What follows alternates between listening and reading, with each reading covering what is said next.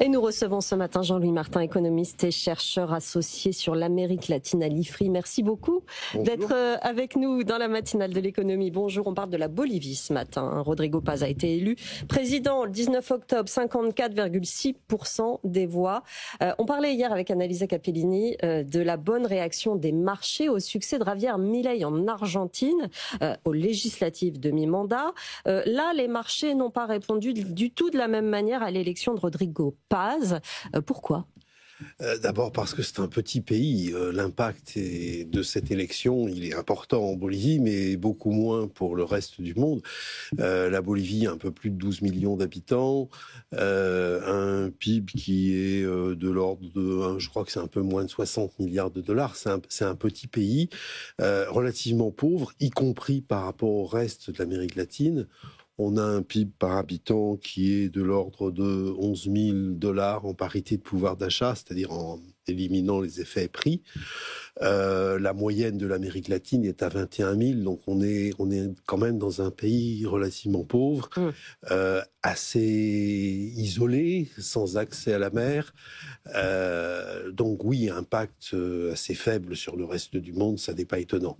Mais quand même, cette nouveauté de changement de côté aux élections. Annalisa. En effet, pour la Bolivie, c'est la fin de 20 ans de socialisme. Rodrigo Paz a parlé d'un capitalisme pour tous. Qu'est-ce qui va changer concrètement, surtout pour les entreprises ?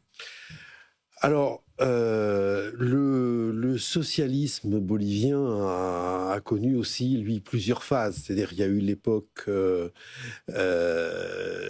de Morales, où là, il y a eu des mesures de fond prises, en particulier pour rééquilibrer le pays de manière un peu moins défavorable aux populations indiennes, parce que c'est aussi un pays qui est un peu double, c'est-à-dire vous avez une partie andine qui est très indienne et plus pauvre que la majorité du pays, et la partie est, qui sont des plaines en fait vers la grande ville qui s'appelle Santa Cruz, qui ressemble beaucoup plus au Brésil avec de l'agro-exportation, et Morales, qui était un Indien des hauts plateaux, a fait des efforts pour essayer de rééquilibrer un petit peu le pays. Après, ça c'est un peu parti dans tous les sens et c'est devenu une sorte de socialisme rentier avec des distributions de subventions, et ça s'est traduit par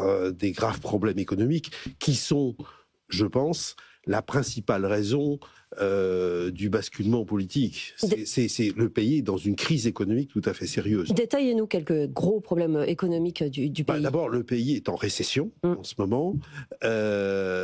Quand on est le plus pauvre de la région, ça veut dire qu'on rattrape pas les autres. L'inflation a fortement progressé. Ils sont aujourd'hui à autour de 15% d'inflation, ce qui est pas l'Argentine, mais ce qui est quand même beaucoup trop. Il n'y a plus de devises, ce qui se traduit par des difficultés d'importation, par un marché noir de la devise à côté. Enfin, c'était en train de mal tourner. Le FMI, dont les avis peuvent être quelquefois discutés, mais là était quand même très clair, la situation n'était pas soutenable. Et c'est ce qui a fait que le parti au pouvoir depuis 20 ans, le MAS, qui en plus était divisé, parce qu'il y a eu un candidat dissident qui a fait d'ailleurs beaucoup mieux que le candidat officiel, qui lui a fait 3% des voix aux élections présidentielles, c'est pour ça que la population bolivienne a voté assez massivement autre chose, parce qu'il voulait sortir de ce socialisme qui ne marchait plus. Pour autant, le FMI n'interviendra pas pour le moment.